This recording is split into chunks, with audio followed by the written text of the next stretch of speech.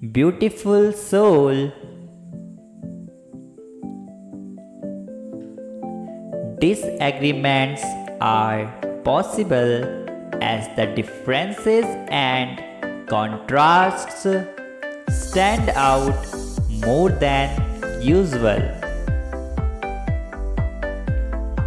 A passive or soft approach can irritate, but an aggressive approach can also be annoying.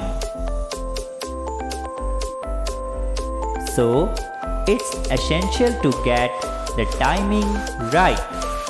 You can be capricious and very sensitive. What you appreciate and what you desire are in contradiction. Ideally, discontent drives improvements and changes. However, it is better to vary off impulse purchases and bad decisions under these conditions. There is an air of competitiveness under this influence, which can be uplifting, refreshing, or maybe both.